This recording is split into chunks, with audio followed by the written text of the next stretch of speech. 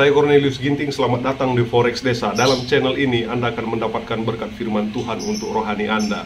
Dalam video kali ini kita akan menyimak penjelasan beberapa orang tentang satu video yang mengatakan Yesus mati di salib itu adalah manusia. Ya, nah, seperti apa tanggapan Romo Deso? Seperti apa tanggapan Dr. Bambang Nursena? Yuk kita simak.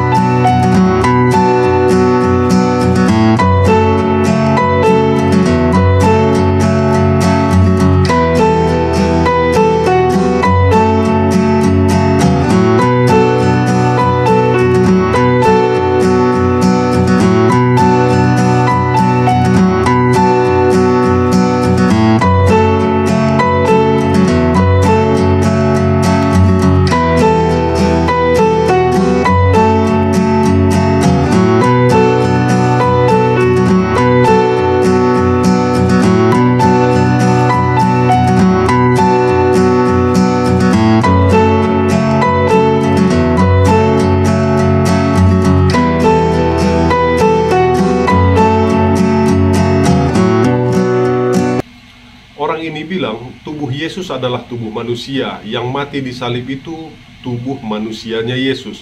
Seperti firman Allah dalam Alkitab. Alkitab bisa dirusak, tapi firman Tuhan tidak pernah rusak. Nah, si pendeta ini mengilustrasikan bahwa si orang ini, ya saya nggak tahu ini pendeta apa bagaimana. Nah, dia mengilustrasikan seperti Alkitab. Nah, itu adalah firman Allah. Nah, Alkitab itu bisa rusak, bisa kusam, bisa terhapus tulisannya, tapi firman Tuhan itu tidak pernah berubah. Nah, lebih kurang mungkin seperti ini ya. Nah, lalu apa tanggapan Romo Deso ya? Dia adalah Romo Katolik ya. Yuk kita simak. Sejujurnya, saat pertama kali saya melihat video itu dan mendengar percakapan di dalamnya, saya terdiam dan merasa sangat asik.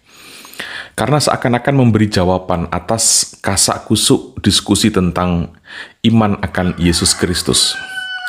Tetapi setelah menyaksikan kali kedua, ketiga, dan seterusnya, sebagai seorang imam dalam gereja Katolik, saya merasa ada sesuatu yang mengganjal tentang pernyataan-pernyataan yang termuat dalam video tersebut. Pernyataan Bapak dalam video itu bukanlah pernyataan iman kekristenan rasuli. Singkatnya seperti itu. Artinya, pernyataan itu bukanlah pernyataan iman yang dimaksudkan oleh para rasul mengenai Yesus Kristus. Bahkan kalau dipelajari lebih mendalam, pernyataan Bapak dalam video tersebut sepertinya menghidupkan kembali dan seperti membenarkan ajaran yang dinyatakan sebagai sesat, seperti ajaran Sabellianisme dan Nestorianisme, yakni ajaran yang dulu pada abad-abad awal perkembangan gereja itu dikutuk.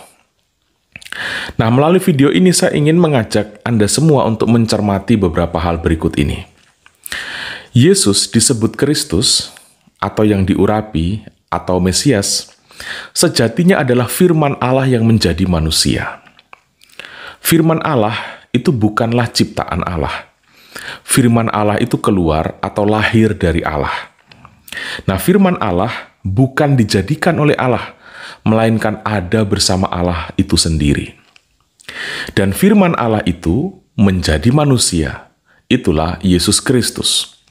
Artinya, sebelum menjelma menjadi manusia, Sang Firman itu ada dalam keabadian bersama dengan Allah. Yohanes Pembaptis menyatakan, "Ia telah ada sebelum aku." Yesus sendiri berkata, "Sebelum Abraham ada, aku ada." Dahulu, Allah menciptakan segala sesuatu dengan firman-Nya. Sekarang Allah menyelamatkan dunia, menyelamatkan manusia juga dengan firman-Nya, tetapi dengan menjadi manusia dan tinggal di antara kita. Firman Allah itu sungguh menjadi manusia. Dikatakan bahwa sabda menjadi daging. Firman itu bukan berpura-pura atau setengah-setengah menjadi manusia. Firman Allah itu menjadi sungguh-sungguh manusia, sama seperti kita. Ia mengalami apa yang dialami oleh manusia, ia mengalami kelahiran, dan juga mengalami kematian.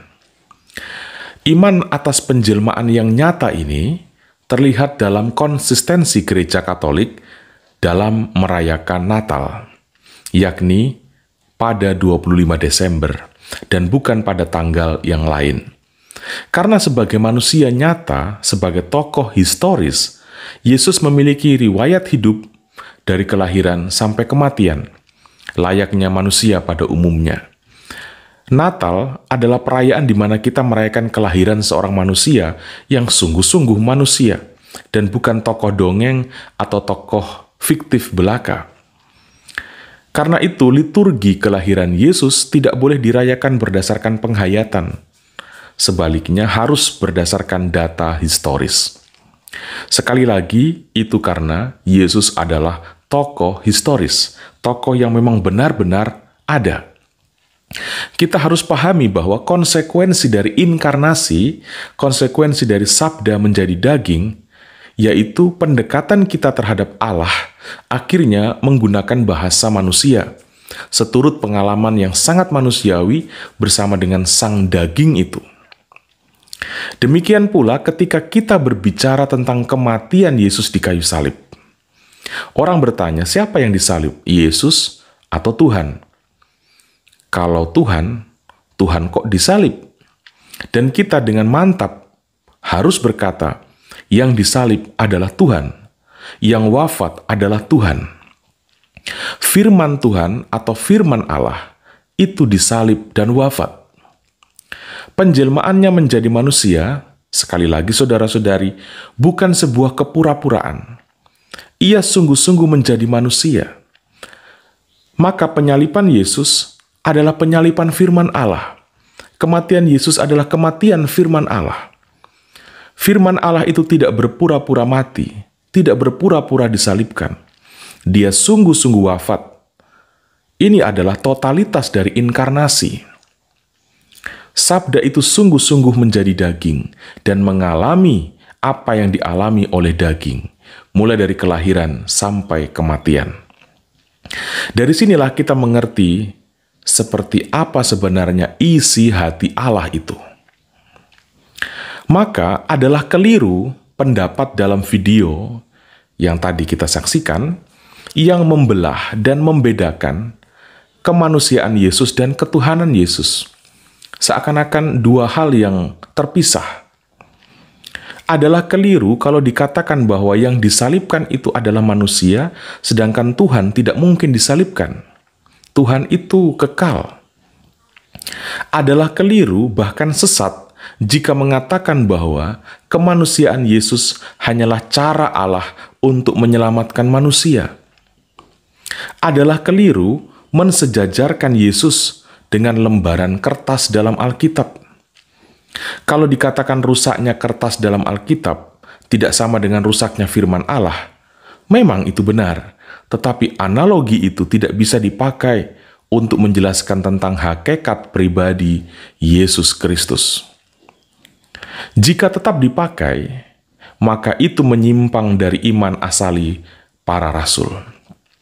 Tentang kekeliruan ini saya sekali lagi menjadi teringat dengan ajaran yang dinyatakan sebagai sesat oleh gereja sejak gereja perdana, yakni ajaran sesat Sabellianisme dan juga Nestorianisme. Berbicara tentang Yesus, kita tidak bisa memilah dan memisahkan antara kemanusiaannya secara tersendiri dan ketuhanannya secara tersendiri.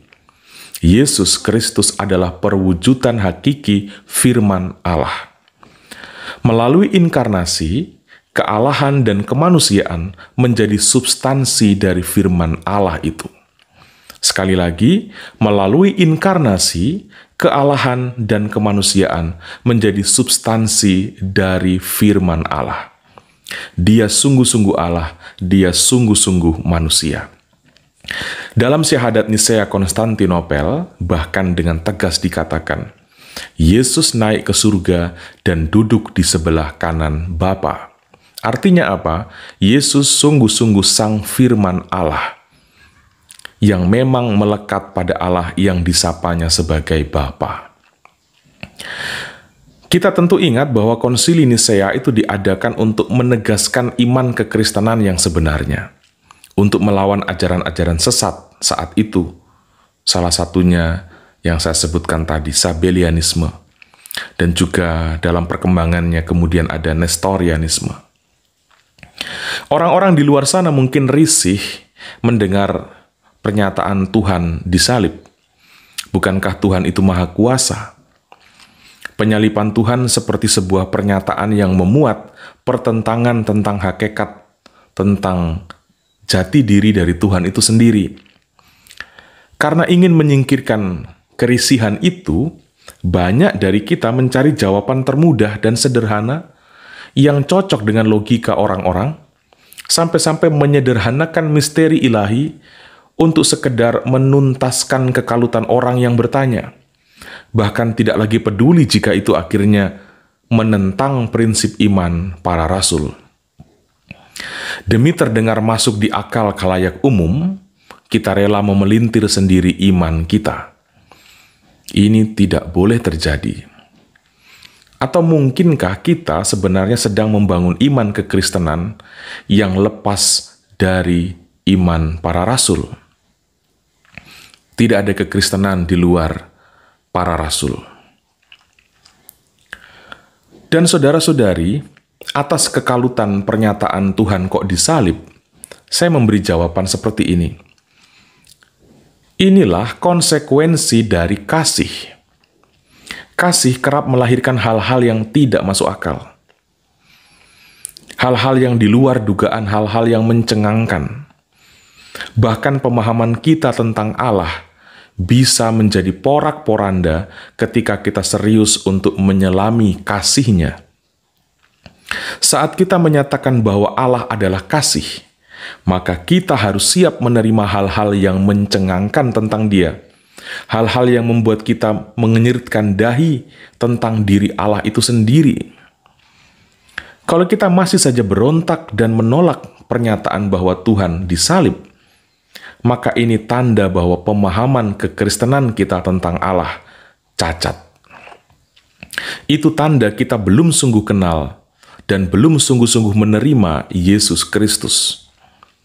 Saat kita gagal mengenali Yesus, apalagi berkeputusan untuk menolak Yesus Kristus, itu jalan lebar untuk salah paham tentang Allah. Kalau peristiwa penyaliban itu sekedar penyaliban manusia dan bukan penyaliban Tuhan, maka sia-sia semuanya. Inkarnasi menjadi kehilangan arti, dan yang tertinggal hanyalah sandiwara buatan ilahi. Apa yang perlu kita banggakan dari Tuhan yang sekedar bersandiwara seperti itu, yang ternyata memilih mengorbankan tubuh manusia demi sekedar memberi teladan dan contoh, dibandingkan dengan mengorbankan dirinya sendiri? Bukankah akhirnya yang kita temukan adalah Tuhan yang jahat dan bukan Tuhan yang pengasih? Ketika yang disalibkan itu bukan Tuhan, kita tidak perlu menyebut lagi ungkapan Deus Caritas Est. Allah adalah kasih, tidak perlu lagi. Demikian juga Injil-Injil, kitab-kitab dalam Alkitab hanya akan menjadi cerita kosong dan hampa. Maka masukan saya untuk kita semua, harap berhati-hati dengan pewartaan-pewartaan. Hati-hati dengan pernyataan-pernyataan tentang iman akan Yesus Kristus. Tidak semua yang terdengar nyaman di telinga itu benar. Jangan keliru mengagumi orang, dan diskusikanlah imanmu pada sosok yang tepat. Jangan diskusi tentang tahu pada penjual kecap. Sebagai imam Katolik, saya mengingatkan kita semua, khususnya saudara-saudariku yang Katolik, mari tetap berpegang pada ajaran para rasul. Iman akan Yesus Kristus tidak boleh berdiri di atas penafsiran, di atas selera pribadi, tetapi harus tunduk pada pernyataan iman para rasul sendiri. Dan percayalah penuh bahwa Gereja Katolik membimbing Anda untuk tetap berada pada jalur yang sebenarnya tentang iman akan Yesus Kristus.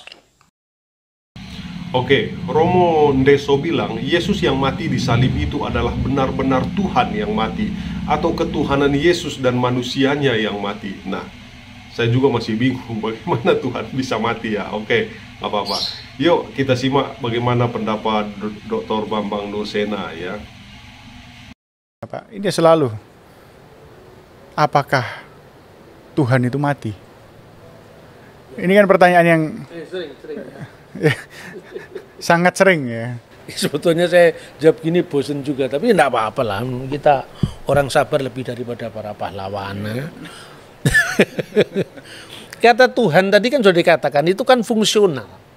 Seperti kata Lord. Ya, tapi kalau Lord of Lord itu God. Lord itu Charles misalnya.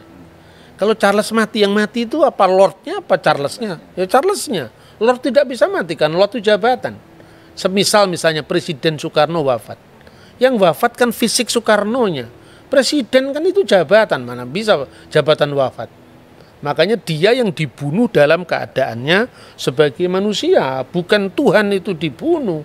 Tuhan tidak bisa mati. Kalau di dalam kidung-kidung gereja ortodok ya, gereja timur itu ada ungkapan misalnya Kudusullah, Kudusul Qawi, Kudusul Lati la yamut irhamna. Kuduslah Engkau ya Allah, kuduslah Engkau yang maha kuasa. Kudusu ayyuhal qawi, Kudusul Lati la yamut irhamna. Kuduslah Engkau yang tak berkematian.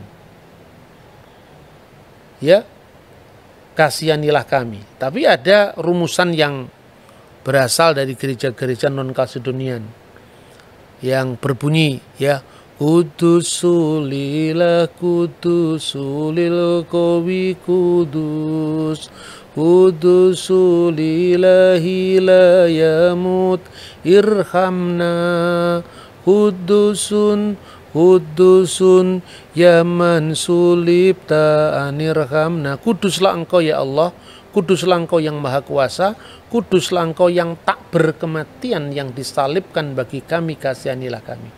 Jadi Yesus itu tidak bisa mati sebagai firman Allah, tetapi disalibkan bagi kami dalam kemanusiaannya.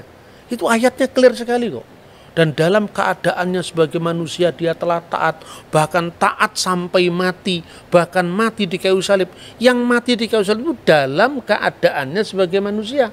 Diulang lagi, ini dari Filipi ya, Filipi pasal 2. Diulang lagi misalnya dalam 1 Petrus pasal 3 ayatnya 18. Dia yang dibunuh dalam keadaannya sebagai manusia. Jadi jangan GR Tuhannya orang Kristen mati. Itu kan bukan seperti itulah. Maka ayat-ayat mana yang membuktikan atau menyebutkan bahwa Yesus itu adalah Tuhan?